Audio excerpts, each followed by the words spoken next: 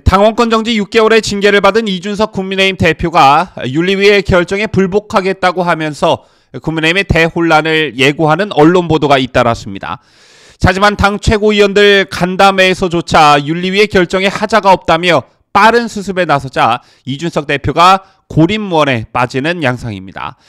여론도 급속도로 안정된 당 운영을 위해 이준석 스스로 대표직을 사퇴하는 것이 바람직하다는 쪽으로 방향이 잡혀가고 있는데요.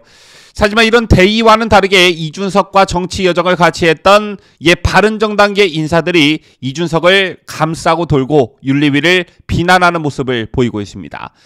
이게 또 다른 계파 정치를 의미하는 것은 아닌지, 이들이 이준석 대표를 감싸고 윤리위를 비판하는 행태가 정상적인지 살펴봅니다.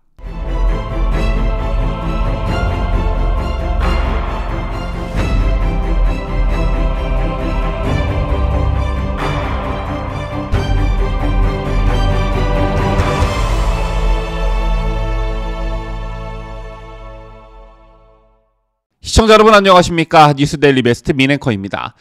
지난주 이준석 국민의힘 대표가 윤리위로부터 당원권 정지 6개월의 중징계를 받고 오늘까지 언론 보도들을 보면요, 이런 단어들이 유독 눈에 띕니다. 국민의힘 내용에 휩싸여, 국민의힘 강한 후폭풍의 직면, 국민의힘 대혼란. 여러분께서도 이런 기사 제목들 많이 보셨을 텐데요. 여러분께서는 이런 기사 제목들 보시고 실상은 그렇지 않은데 언론이 이러한 분위기를 조장하고 있다는 느낌 받지 않으셨는지요? 당원권 정지 6개월의 징계를 받은 이준석이 윤리위의 결정에 불복하겠다고 하자 이런 기사들이 쏟아졌지만, 권성동 원내대표를 비롯한 최고위원들이 신속하게 비공개 회의를 열고 윤리위 판단을 적극 수용하겠다는 입장을 내놓자 예상보다 빠른 시간 내에 당은 수습 국면으로 들어가고 있습니다. 저기에 김기현 전 원내대표, 나경원 전 원내대표, 그리고 홍준표 대구시장 등 당에서 핵심 역할을 맡았던 중진급 인사들이 이준석의 책임 있는 모습을 요구하면서 수습 국면에 힘을 실어주고 있는데요. 다만 비상대책위원회를 꾸리는 방안과 새 당대표를 뽑는 전당대회를 앞당기는 방안 등을 놓고 정치적 이해관계에 따라 다른 의견들이 나오고 있지만, 이걸 굳이 당 내용이라고까지 표현할 수는 없을 듯합니다. 어쨌든 생각보다 빨리 당이 수습 국면에 접어드는 모습을 보일 수 있었던 데는 국민의힘 소속 의원들의 이준석 대표에 대한 반감도 한몫했을 겁니다.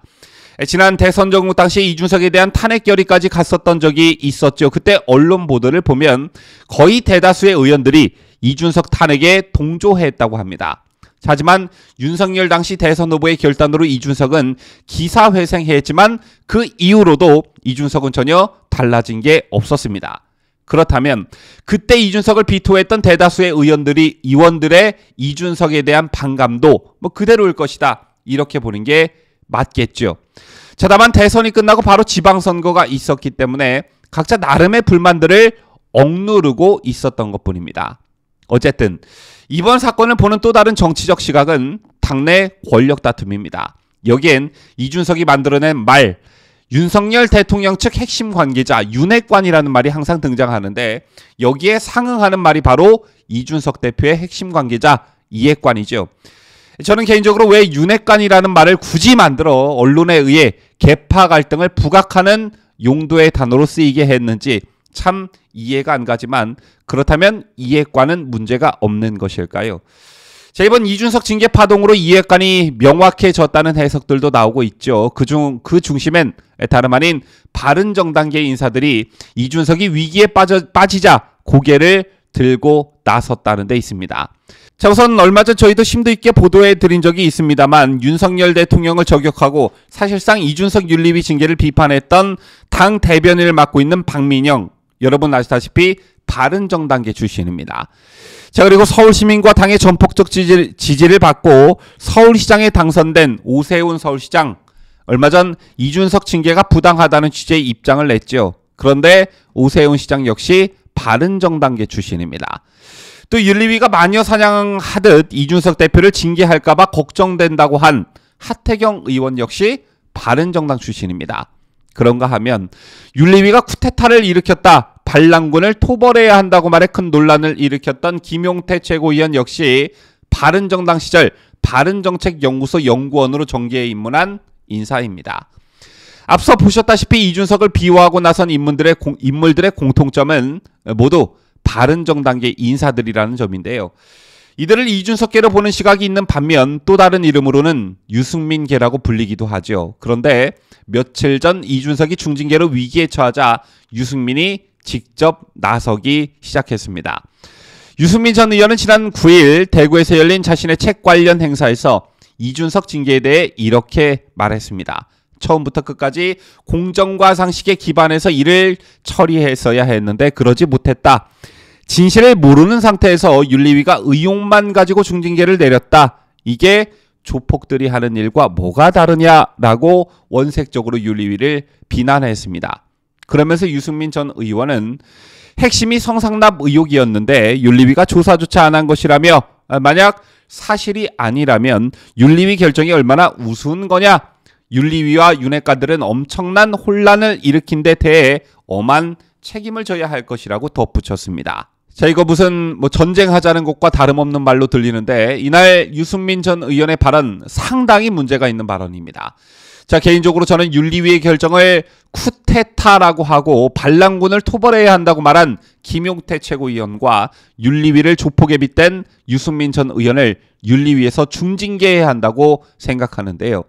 자, 그리고 유승민의 해당 발언은 논리적으로도 그렇고 상당한 내로남불의 성격을 가지고 있습니다. 자, 일단 유승민 자신이 생각할 때 이준석 징계 결정을 내린 국민의힘 윤리위원회의 심의 과정에 불공정 요소가 있었다고 한다면 이를 구체적으로 적시하고 나서 비판해야 함이 옳았습니다. 자, 그런데 유승민은 다짜고짜 윤리위를 조폭에 비유했죠. 여러분 아시다시피 빨리 제발 좀 결정하라는 거센 여론의 비판에도 불구하고 윤리위는 절차적 정당성을 지키기 위해 징계위를 2주씩이나 미뤘고 또 당일 이준석과 김철근을 출석시켜 소명도 매우 긴 시간에 걸쳐 다 들어줬습니다. 자, 그런데 윤리위 심의 과정에 어떤 불공정 요소가 있다고 하는지 도통 이해가 가질 않는데요. 자, 오히려 명백한 증거들이 있음에도 불구하고 당대표라는 이유로 징계를 하지 않았다면 그게 바로 특혜요. 불공정인 것입니다. 안 그렇습니까, 여러분? 또 유승민 전 의원은 진실 운운하며 의혹만 갖고 중징계를 내렸다 이렇게 반발했습니다. 바로 이 대목에서 유승민의 내로남불이 비판을 받고 있는 것인데 유승민 과거에 어떤 짓을 했습니까? 2016년 JTBC의 소위 최순실 태블릿 PC 보도 이후 박근혜 당시 대통령을 끌어내리기 위해 유승민이 어떤 짓을 했습니까? 여러분 기억하실 테지만 당시까지는 소위 최순실 국정농단 의혹과 관련해 검찰의 수사가 완료되지 않은 상황이었습니다. 자, 그런데 이 시기에 유승민은 강도 높은 비판으로 박 대통령을 몰아세웠죠. 사죄하라, 용서를 구하라, 결단하라, 빨리 법의 심판을 받아라. 이 시기에 유승민의 입에서 이런 말들이 연일 쏟아졌습니다. 자, 그런데 그 근거는 사실상 언론의 의혹 제기 또는 정치권 인사들의 카더라 통신에 불과했습니다. 즉 유승민 전 의원은 의혹만 가지고 대통령 퇴진을 요구한 것이죠. 아직 검찰의 중간 수사 결과도 나오지 않은 상태에서 말이죠. 자, 그런데 오늘날 유승민은 진실을 모르는 상태에서 윤리위가 의혹만 가지고 중징계를 내렸다며 당 윤리위를 조폭에 빗댔습니다. 내로남불도 이런 내로남불이 어디 있겠습니까? 문재인급 내로남불이라 할 수 있는데 자, 앞서도 언급해드렸다시피 이번 이준석 징계를 계기로 국민의힘에서 잠자코 있던 옛 바른정당의 인사들이 꿈틀거리고 있습니다. 보수대통합이라는 명분을 내세워 미래통합당 시절 이들을 다시 당으로 끌어들인 그때의 결정이 참 원망스럽습니다.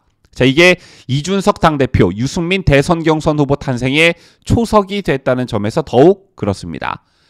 그때 마음 단단히 먹고 새로운 보수당 세력을 받아들이지 않았더라면 어떻게 됐을까요? 바른미래당에서 갈라져 지금은 존재조차 제대로 인식되지 못하고 있는 민생당 정도로 몰락하지 않았을까요? 자, 앞으로 국민의힘 내 바른정당계 인사들의 행보를 유심히 지켜보겠습니다. 지금까지 저는 자유대한민국을 수호하는 뉴스데일리 베스트 민앵커였습니다.